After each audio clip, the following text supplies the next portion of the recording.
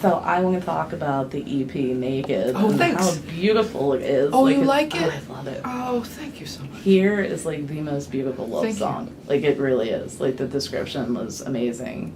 I think that the title was perfect too Thank because you. it's so raw. I thank you so much. Like what went into putting it together? Well, just being, I'm no spring chicken anymore, and you get to be a certain age and you realize that maybe the relationships aren't what you're always told that they should be, and at the end of it, you kind of formulate your own concept of what love is, and that means a lot of different things to a lot of different people.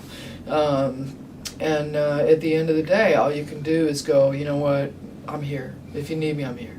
But all the other shit I can't deal with, and it doesn't make you a bad person or a good person or whatever. It's just about learning to accept and love people for who they are, what they are, and what you can give and what you don't. And you can give somebody everything you've got, and it still won't be enough. But it may not because of you, because of them.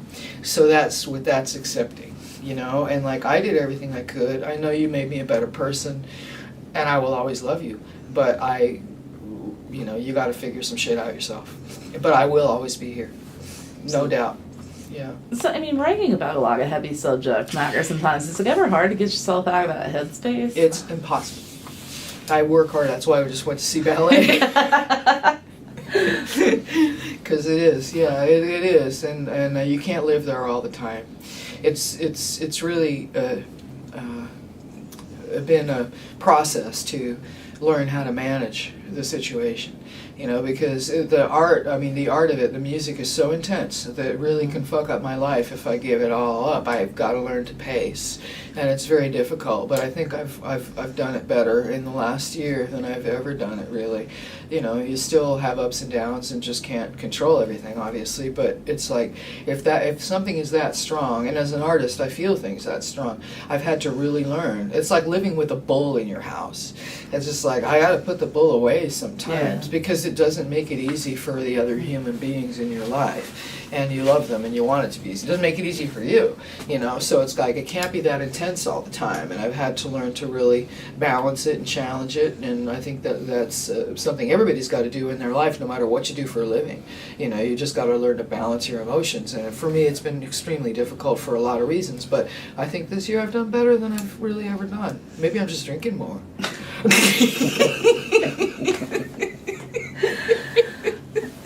So, like, what are some other things you do to come out? Like, I'm a freak. I sew. I'm up 5 every morning, and I like to be out on the porch 5? painting. Yeah, because I have a horse to feed by 8, and she gets bitchy. So I'm up. Yeah, because that's the quietest time of day, and that's when I do my best work.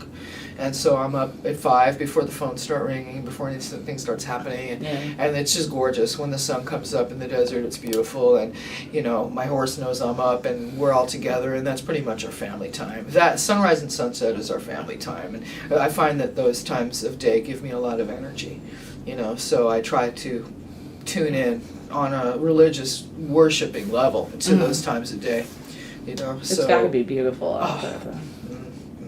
I always feel like an artist's portrait never does it justice till you see it. No, it doesn't. It doesn't. I don't want to see one more picture of a Joshua tree or a sunset or a sunrise, because y'all don't know what you're doing.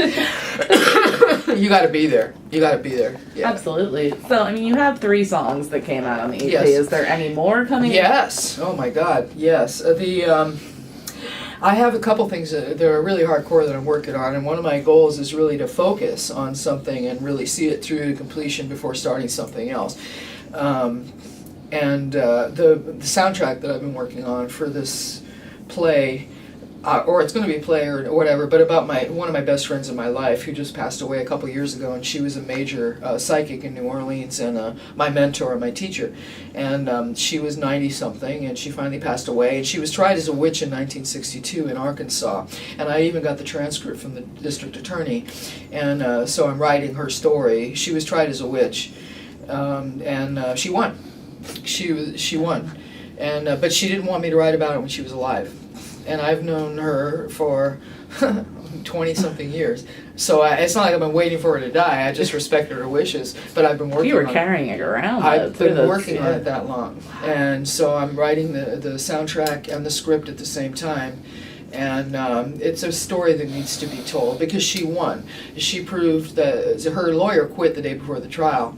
And so she had to defend herself, and she proved that spiritualism was a religion, and there is freedom of religion in this country, and there were 7,000 practicing spiritualists in 1962 in the United States.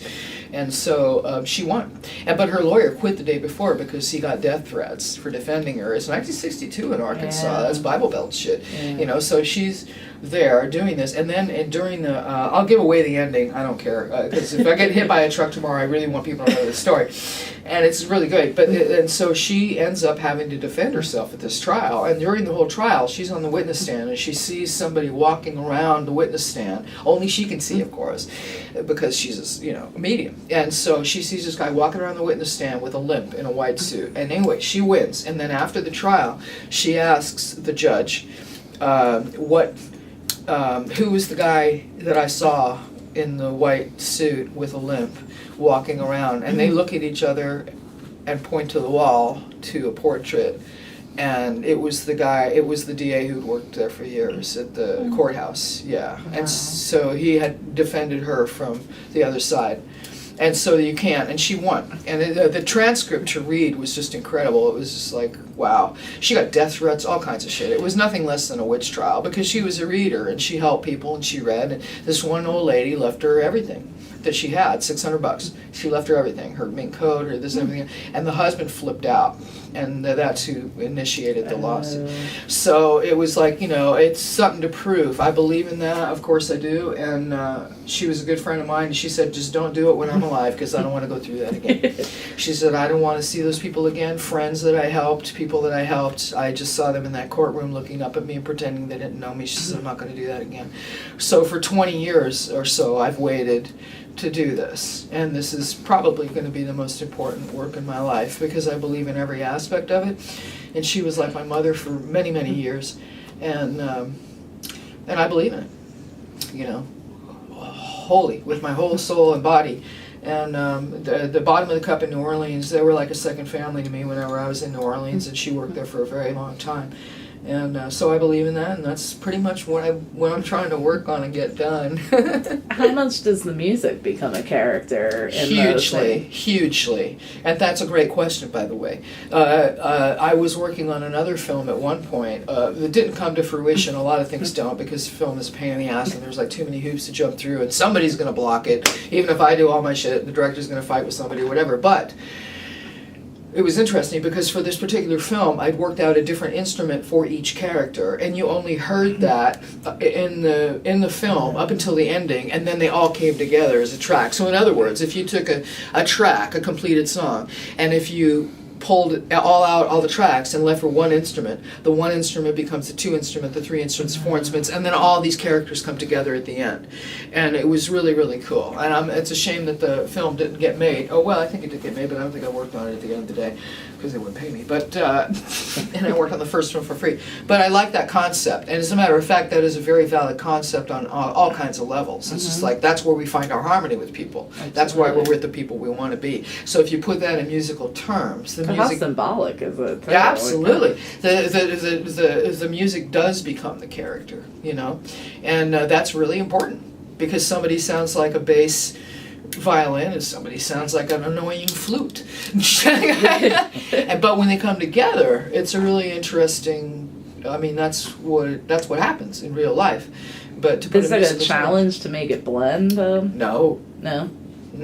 Not at all. It's just. Comes to me so fast, it's crazy. It's like, oh yeah, that's it, almost too fast. It's like, that's why I can't, I started working on the soundtrack today a little bit after we landed here, and I went, I shouldn't be working on this because I'll just disappear into the rabbit hole for the rest of the night and I won't be able to do the show. So I've got to separate things because I can get really deep into it. But it's not, it's easy, it's so easy. Because to me, everybody does have a song or a sound. And it's interesting the way that they harmonize. Even if you were a kick drum, and you were, let's see what you are, maybe a Strat, on the 3 lower string. I think that you'd harmonize really well, and that's how we find it. It's all vibration. It's all, so it's really easy for me to read a character, find a vibration, and run with it. It's no problem. Yeah, it's easy. That's the way I hear people anyway, yeah. I think that's why music's a universal language. Yes, it's something it is. that we can all That's speak right. and understand, Thank you. even if we take a different message away. Like, even if it has no words, it still can evoke a certain emotion. My ex-band member from Pretty and Twisted, Mark Moreland from Walla Voodoo, his favorite band was the Cocteau Twins. And one of the reasons it was his favorite band is because they had no words. And you didn't need them. But it forces you to... feel. Yeah, exactly. And so, and when you're sitting there, flamenco, when I sing flamenco, nobody fucking understands flamenco. Even people in Spain don't understand flamenco because it's a gypsy language. It's not easily translatable, but you have to deliver it if you're going to really deliver pure flamenco.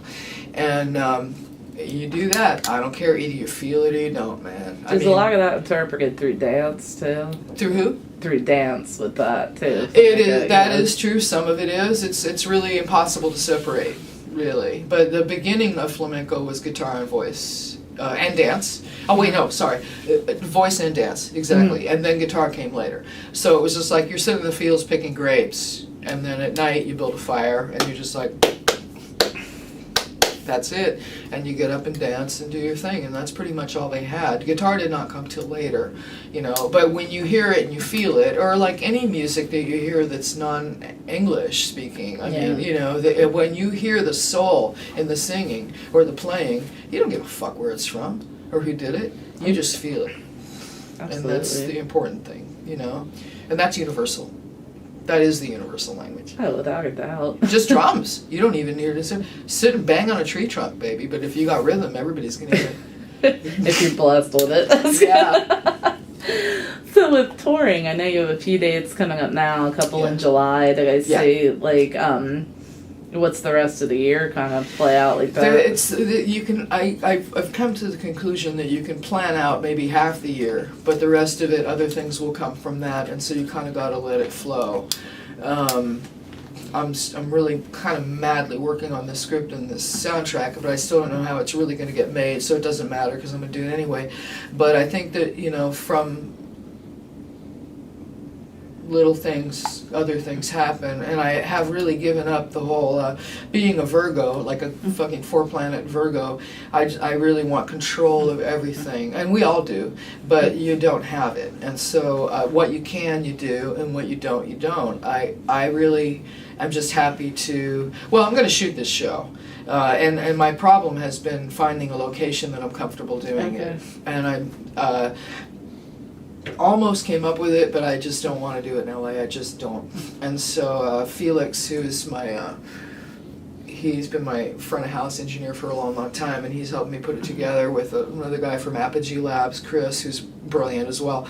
But it's just like, I don't think I can perform in Santa Monica. I don't think I can go, and I don't think I can do it. Just parking alone will bum me out there. I just can't do it. And so I think the next run in July we're going to be shooting a couple of shows and then morph it together, because I didn't really want a live show because I don't know what's going to happen. It's not a matter of not knowing what's going to happen. It's just a matter of sometimes it's stupid. People are screaming things and they're drunk or whatever. I don't want that, man. I have to deal with that, So I'm like, then I went for a stage thing. And I don't want the stage thing because the energy of a live show is just irreplaceable. You just got to do it.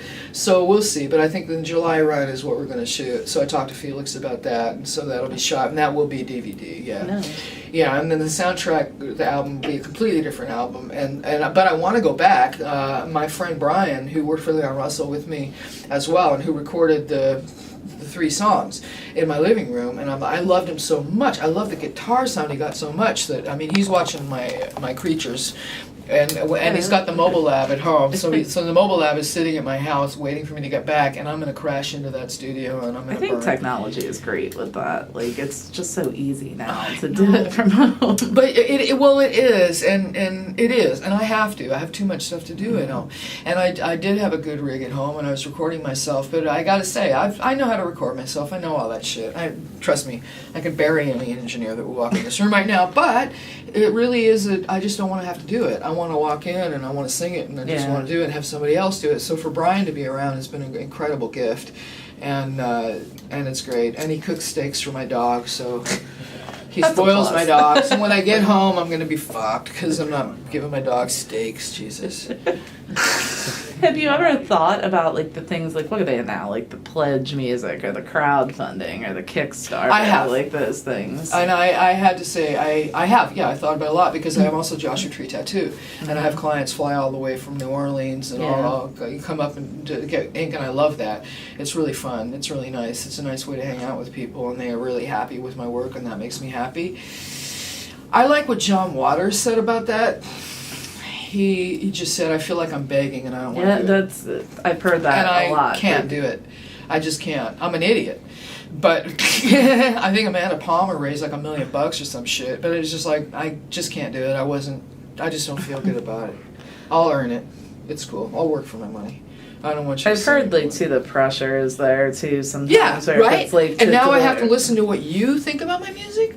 Fuck you. And that's what happens. If you do that, if you start that compromise, then it's just like, well, I own a piece of this and I don't like this song. Fuck you.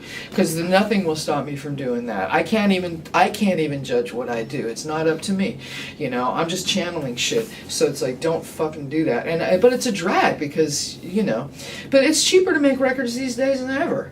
Dude, get on your laptop and fucking get your GarageBand on. And, you know, I mean, I did a benefit track for the Pete Quaff Foundation, who was an original founder of the Kinks, on my fucking iPhone.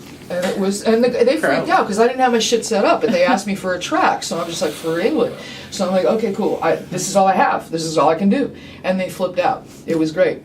And so it's like the technology is just unbelievable. There's no reason I have to fuck around and ask for money to do anything. My father would not have approved of that at all. He never asked for a thing in his life, and neither will I. No, I've heard a lot of bands too. They're like, we don't want to ask the. Is that true? Well, Really? we're already asking fans to come out to the show to That's buy enough. merch, Pay to for do parking. this. Just come out, buy a drink, you know, get a babysitter, do whatever. Absolutely. No, fuck no. Nobody's got the money for that. You know, I mean, obviously people do because they give it up, but no, I wouldn't. I wouldn't like the music I'd make. You know, that's it. Yeah. I just can't do it. I don't even know why. Because I don't think it's inherently wrong either. Because fans like to be a part of things, and I appreciate that. You know, It's a double-edged sword. it's a double-edged sword. You're It is. exactly right, absolutely. But I'm never going to explain why I do what I do, and I'm not going to do it just because you sent me $5. Yeah. Don't think so. So are you working on a second book too? Yes. See something? And actually, what I'm going to do with the Witch script. This was a lot of consideration. I'm going to publish it as part of the book because I don't want to get ripped off. And so my last day job was for a movie producer. Don't send anyone anything. Ever. And so I know what to do. I was a proofreader of scripts. I think that was my job. Yeah, I would actually read like 200 and maybe pass on 1 or 2. They were all so bad. So I know what I'm doing, but I'm not gonna, no, I'm keeping that tight until it's done. But if I publish it in the next book, because it's fun to read, I would love to see fans like take the script, because I'm a good screenwriter. I can do it. Dialogue's great. That's my thing. But I'd love to see fans just take it on and do it. Like I would love to write it as a book, so that you get the book, and then here's the script. Go ahead. Oh, like fan made. Yeah. Oh. Go ahead and do it. You know? That would make an interesting compilation. Wouldn't it? Yeah. I'd like to see what people do that, because they do it anyway. You know, they cover your songs and then you see it, you know, on YouTube or whatever it is, and you're just like, somebody come out. I never look at it because it'll freak me out, but it's so cool. So I'm like, if I publish this as a book, number one, nobody will rip me off and the copyright's sealed. And then if people read the book and if somebody can get it together to act it out before I can get it together, that's really fucking cool. Yeah, so absolutely. I'm down. That gives other people a chance to have a little creative. Yeah, young people, they're all over it, man. They're just like, you know, yeah, I want to be this character. I have a costume design, there's 4 main characters, and it's set in 1962, which was a really pivotal part in this country. Kennedy was shot then, and Martin Luther King not too long after, and so you had these 2 images. You had Debbie Reynolds, who was your 1950s housewife and the girl next door, and then you had the evil Jackie Kennedy, Elizabeth Taylor, figure who was more sophisticated coming in. That all happened in the same year. So because I sew and I'm really into fashion, I've already got the costumes designed. Wow. Oh yeah, totally. Yeah, it'd be great. Oh, you are on it. That's So exciting. yeah, it's the work of my life. It really is, because she lived an amazing life. If I can live to be 94, I'd be pretty happy. I think, maybe. Or miserable, doesn't matter. As long as I live that long. Well, I want to thank you so much Thank for you. taking It's a good